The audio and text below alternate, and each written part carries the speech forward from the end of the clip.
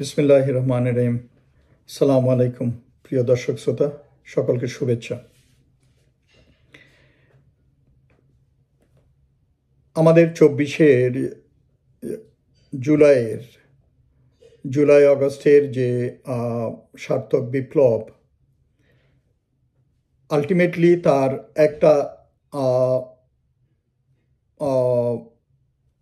দাবি ছিল, সেটা হচ্ছে সংস্কার, সরকার মেরামত মানে সরকারের উল্লেখযোগ্য বা গুরুত্বপূর্ণ সেক্টরে রিফর্ম করা, সংস্কার করা।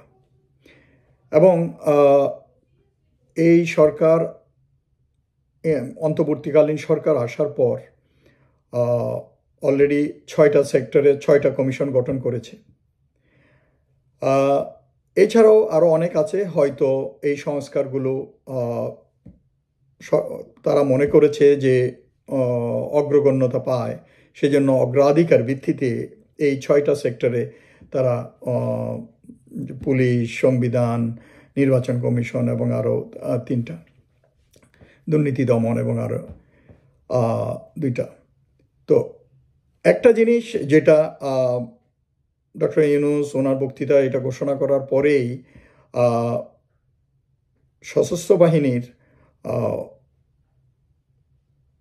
কর্মরত এবং অবসরপ্রাপ্ত অফিসারদের ভিতরে একটা গুঞ্জন শোনা গেছে যে, বা তারা সমালোচনা করছে যে দেশের সব কিছুই সংস্কারের জন্য, গুরুত্বপূর্ণ সব কিছু সংস্কারের জন্য সরকার প্রকল্প হাতে নিচ্ছেন, সশস্ত্র বাহিনীর মতো একটা গুরুত্বপূর্ণ সেক্টরে কেন কোনো সংস্কারের চিন্তাভাবনা কেউ করছেন না। এত বলার পরেও কয়েকটা টক শোতে, ইউটিউব, সোশ্যাল মিডিয়ায় এই জিনিসটা আলোচনা হওয়ার পরেও এবং অবসরপ্রাপ্ত অফিসাররা এটা দাবি জানানোর পরও একটা প্রতিরক্ষা সংস্কারের জন্য কোনো কমিশন, কমিটি বা বোর্ড কোনো কিছুই করা হয়নি। দেখেন, আমাদের যেই সশস্ত্র বাহিনী, এই সশস্ত্র বাহিনী এখনও চলছে সেই প্রাগৈতিহাসিক ব্রিটিশ এবং পাকিস্তানি অনেক আইন কানুনের উপরে ভিত্তি করে। শুধু ব্রিটিশের জায়গায় বা পাকিস্তানের জায়গায় বাংলাদেশ লিখলে তো হলো না। প্রত্যেকটা আইন কানুনের অ্যাপ্লিকেশনের জন্য, এটা প্রয়োগের জন্য, এটার সামাজিক অবস্থা, অর্থনৈতিক অবস্থা এবং অন্যান্য বিষয়গুলো আমলে আনা উচিত। সো সেই জন্য মনে করেন আমাদের সামাজিক অবস্থার সাথে বর্তমান অনেক নিয়ম নীতি, আইন কানুন যেগুলো সশস্ত্র বাহিনীতে চালু আছে, এগুলো সামঞ্জস্যপূর্ণ নয়। তো কাজেই এইটা একটা গেল, মনে করেন আইন কানুনের ব্যাপারে, রুলস রেগুলেশনের ব্যাপারে, এগুলোতে অনেক কিছু পরিবর্তন আনার দরকার আছে, সংস্কার দরকার আছে। তারপর মনে করেন এই যে পাঠ্যক্রম, সিলেবাস, ডক্ট্রিন, রণকৌশলগত যে অন্যান্য বিষয়গুলো, যেগুলো মনে করেন দেশের রাষ্ট্রীয় পর্যায়ে অনুমোদনের দরকার আছে, এই ধরনের। তারপরে কনসেপচুয়াল, মনে করেন যুদ্ধনীতি, ডক্ট্রিনাল যে ভাবনা বা চিন্তা, এইগুলো ভিতরেও পরিবর্তন আনা দরকার আছে। তারপর মনে করেন ড্রেস, সরঞ্জাম, তারপরে মনে করেন অন্যান্য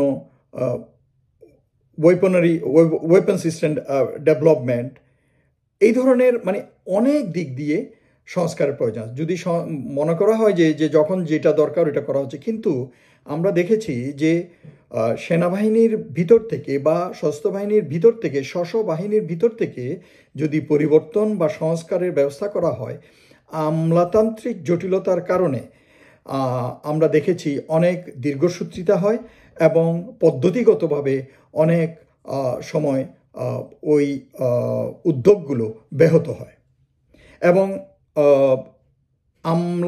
বেসামরিক আমলা এবং সামরিক বা সশস্ত্র বাহিনীর ভিতরে যে একটা শীতল যুদ্ধ আছে এটা আমরা সবাই জানি। কাজেই এই জিনিসটাকেও আমাদের নিরসন করার চেষ্টা করা উচিত। আমলা ও সামরিক বেসামরিক সম্পর্কটাকে আরও মধুর করার চেষ্টা করা উচিত এবং এই গ্যাপটা গুছাই যদি আনা হয় তাহলে এই সরকারের এই দুইটা রাষ্ট্রযন্ত্র আরও কার্যকরীভাবে কাজ করতে পারবে এবং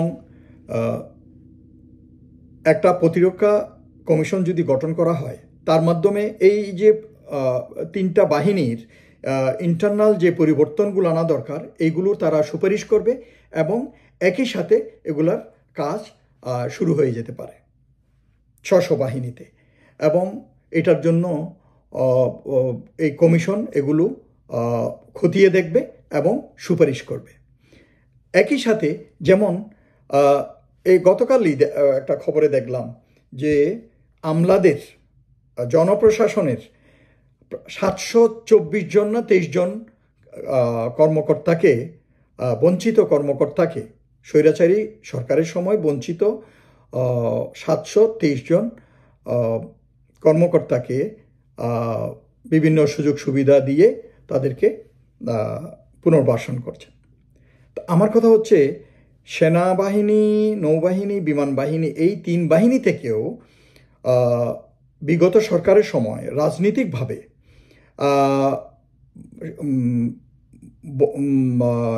ভিক্টিমাইজড হয়েছে এবং বঞ্চিত হয়েছে, চাকরিচ্যুত হয়েছে, বহিষ্কৃত হয়েছে এই ধরনের অনেক অফিসার আছে, অনেক কর্মকর্তা আছে। তারা আমি যদ্দূর জেনেছি তারা এর ভিতরে প্রধান উপদেষ্টার কাছে আবেদনপত্র পাঠিয়েছে, কিন্তু এই ব্যাপারে কোনো কিছু সুরাহা হয়নি। তারা বলছে তারা শৃঙ্খলা বাহিনীর ডিসিপ্লিন ফোর্সের লোকজন, সেজন্য তারা রাস্তায় নেমে আন্দোলন, মিছিল, মিটিং, সচিবালয়ে যেরকম আমরা দেখতেছি স্যুটকোট পইরা ওনারা বসে গেছে বারান্দায়, ওনারা ধর্মঘট করতেছে, ওনারা অনশন করতেছে। কিন্তু সশস্ত্র বাহিনীর অফিসাররা তো এরকম করতেছে না, করতে পারে না, কারণ তারা আরও একটু বিবেকবান এবং তারা ওই আইন কানুন এগুলোর প্রতি আরও বেশি শ্রদ্ধাশীল। তারা অনিয়ম উচ্ছৃঙ্খলা সৃষ্টি করতে চায় না। তো সেই জন্য এদের বিষয়গুলো এখনও কোনো আমলে নেওয়া হয়নি, কোনো অ্যাকশানও নেওয়া হয়নি।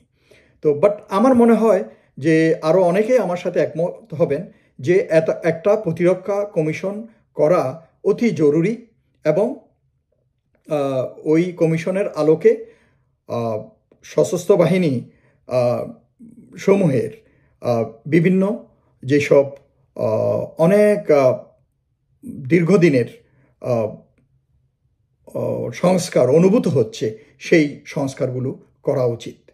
তাহলে আমাদের সশস্ত্র বাহিনী আরও বেশি কার্যকরী হবে, আরও বেশি ইন্সপায়ার্ড হবে এবং আমাদের সশস্ত্র বাহিনী আরও বেশি সুসংগঠিত হবে। সরকার কাছে আমার এই আবেদন থাকবে এবং সশস্ত্র বাহিনী প্রধান যারা আছেন, 3 বাহিনীর প্রধান, তাদের কাছেও থাকবে যে দেখেন আপনারা এই যে আজকে আপনারা প্রধান আছেন, বাহিনী প্রধান, কালকে সে for example the day you retire আপনারা আর এখানে থাকছেন না। তো আপনারা এই বাহিনীগুলোর জন্য আপনাদের যে কন্ট্রিবিউশন এইটা আপনারা মনে রাখবেন এবং শান্তি পাবেন, you will have a mental peace. এবং এই সশস্ত্র বাহিনীর লোকজনও মনে রাখবে যে অমুক প্রধানের সময় সেনাপ্রধান বা বিমান বাহিনী প্রধান বা নৌপ্রধান ওনার সময় এই সংস্কারগুলো হয়ে গেছে। কাজেই ইতিবাচক গঠনমূলক যেসব সংস্কার দরকার আপনাদের সশস্ত্র বাহিনীর জন্য এগুলো করার উদ্যোগ হাতে নিন এবং একটা কমিশন গঠনের জন্য প্রধান উপদেষ্টার সাথে আপনারা 3 জন মিলে দেখা করে তাকে অনুরোধ করুন। এর ভিতর অনেক লেস স্পেন্সার আছে এই যে আগের সরকারের, তারা চাইবে না এগুলা। তো সেই জন্য আর সরকারের আশেপাশে এখন উপদেষ্টাদের ভিতরে অনেকেই আছে যে যারা বিতর্কিত এবং চরমভাবে বিতর্কিত, সেগুলো যেমন মনে করেন এই সংস্কার কমিশন, প্রতিরক্ষা কমিশনের আরেকটা কাজ, যেমন যেই সব অন্যায় বিগত সরকারের সময় সশস্ত্র বাহিনীগুলোতে হয়েছে এগুলোর বিচার করা। যেমন এই যে বিডিআর কিলিং হলো, বিডিআর মার্ডার, এইটার বিচার তো অবশ্যই হতে হবে। এটা কোন ক্রিমিনাল কেস আছে কি আছে, এইটার পাশাপাশি অ্যাডমিনিস্ট্রেটিভ গ্রাউন্ডে এইটার রিইনভেস্টিগেশন হতেই পারে। এটা রিইনভেস্টিগেশন করার ব্যবস্থা করতে হবে এবং এটার বিচার করতে হবে, নাইলে এইটা চাপা আগুনের মতো থেকে যাবে এবং যে কোনো সময় এটা বিস্ফোরণ হবে। অবসরপ্রাপ্ত অফিসার বলেন, চাকরিরত অফিসার বলেন, এদের বুকের যে চাপা কান্না, তাদের কমরেডরা এইভাবে নির্মমভাবে হত্যা করা হয়েছে পিলখানাতে, এটা তো ওরা কখনো ভুলবে না, এদের সন্তানরা কখনো ভুলবে না, এদের পরিবার কখনো ভুলবে না। কাজেই এটা ভারতের চাপে হোক বা ওই ঘটনাগুলোর সাথে জড়িত অনেকে আপনার উপদেষ্টা পরিষদে আছে, অনেকে বলছে সেই জন্য হয়তো এটাকে মানে ধামাচাপা দেওয়ার চেষ্টা করা হচ্ছে। অথচ জনগণের একটা আকাঙ্ক্ষা ছিল যে অন্তর্বর্তীকালীন সরকার আসার সাথে সাথেই এই বিপ্লব পরবর্তী সময়ে এইটা নাম্বার 1 ইস্যু হবে আইন মন্ত্রণালয়ের। কিন্তু প্রফেসর আসিফ নজরুল এই বিষয়টাকে কিছু করেন নাই এবং উনি আরও উল্লেখ করেছেন যে এইটার বিচার কার্য এখন শুরু হবে না। তাহলে কখন হবে? কাজেই এই জিনিসটার প্রতি গুরুত্ব দেওয়া উচিত before it is too late for some damage to the country or the government. এবং দ্বিতীয় হচ্ছে, মেজর সিনহা হত্যাকারী যে ওসি প্রদীপ ফাঁসির রায় হয়ে বসে আছে। শুনলাম কয়দিন আগে তার ওয়াইফ জামিনে ছাড়া পাইছে। কোন দিন যে ওই আমাদের প্রতিবেশী রাষ্ট্রের দালাল এজেন্ট যারা আছে তারা দেখবেন যে প্রদীপরাও জামিনে দিয়ে দিছে। তো এইসব যেন না হয়, এইসব ভাওতাবাজি এবং খেলা যেন না হয়, এইসব সেন্সিটিভ স্পর্শকাতর কেস নিয়ে মেজর সিনহা হত্যাকারীকে, এই যে প্রদীপ, ওর ফাঁসির রায় যেন ইমিডিয়েটলি কার্যকর করা হয়, এটা ব্যবস্থা নেওয়া উচিত। আর আরও তো অনেক বড় ধরনের কেসগুলো আছে, ওগুলো করতে হবে। বিশেষ করে আমি যেহেতু এখন প্রতিরক্ষা কমিশন নিয়ে কথা বলতেছি, সেই জন্য আমি সশস্ত্র বাহিনী সংক্রান্ত আরও যে ধরনের নিয়মনীতি ভঙ্গের অভিযোগ আছে এগুলো ওই কমিশন দেখভাল করবে। যেমন আয়নাঘরের মতো বিষয়, যদিও এটা গুম কমিশন দেখতেছে, বাট তবুও এগুলোর সাথে জড়িত কারা ছিল তাদেরকে বাইর করার জন্য এই প্রতিরক্ষা কমিশনও দেখবে। তো সার্বিকভাবে আমি যেটা বলবো যে একটা প্রতিরক্ষা কমিশন অবশ্যই দরকার এবং সরকার এটা চাইলেই পারে। এইটার কেউ আপনাকে, ডক্টর ইউনূসকে অনুরোধ করব যে কেউ আইসা আপনাকে কিছু বুঝাক। কিন্তু আমি একজন অবসরপ্রাপ্ত সেনা অফিসার হিসেবে বলতে চাই যে দেখেন, এটা কিন্তু একটা চাপা কান্না সশস্ত্র বাহিনীর অফিসারদের ভিতরে আছে যে তাদের ভাইদেরকে হত্যা করা হয়েছে, এটার বিচার করা হয় নাই।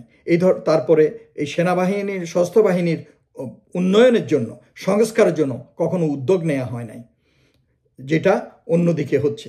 তো সেই জন্য পুলিশে দেখেন, পুলিশ সংস্কার করছেন, পুলিশের থেকে বাইরে থেকে আইসা একদিনে 3টা প্রমোশন নিয়ে চাকরিতে বসে গেছে। বেসামরিক প্রশাসনে একই ধরনের অবস্থা হয়েছে, আইসা 1 সপ্তাহের ভিতরে 3টা প্রমোশন নিয়ে চাকরি করতেছে। সশস্ত্র বাহিনীতে যারা বঞ্চিত, যারা ডেপ্রাইভড, যারা বহিষ্কৃত এবং যাদের উপর যাদেরকে অন্যায়ভাবে চাকরিচ্যুত করছে, বিভিন্ন আক্রোশে, বিভিন্ন অন্যায় আদেশ পালন করে নাই সেই জন্য, বা রাজনীতিক ট্যাগিং করে, তাদের ব্যাপারে তো ব্যবস্থা নিতে হবে। তো এগুলা বিভিন্ন সংস্কার অবশ্যই করা জরুরি এবং সেই জন্য আপনি একটা প্রতিরক্ষা সংস্কার কমিশন করা উচিত, যেটা আজ অবসরপ্রাপ্ত এবং সার্ভিং অনেক অফিসারের দাবি। আমাদের সশস্ত্র বাহিনীকে যদি ভালোভাবে সুসংগঠিত করা হয়, তাইলে আমাদের দেশের স্বাধীনতা, সার্বভৌমত্ব সুরক্ষিত হবে আরও বলিষ্ঠভাবে। আমাদের সশস্ত্র বাহিনীর কল্যাণ দেখার দায়িত্ব এটা আপনার। আশা করি আপনি এই দাবিটি আপনার কাছে পৌঁছবে কিনা জানি না, যদি পৌঁছে এটাকে আমলে আনার চেষ্টা করবেন। আসসালামু আলাইকুম।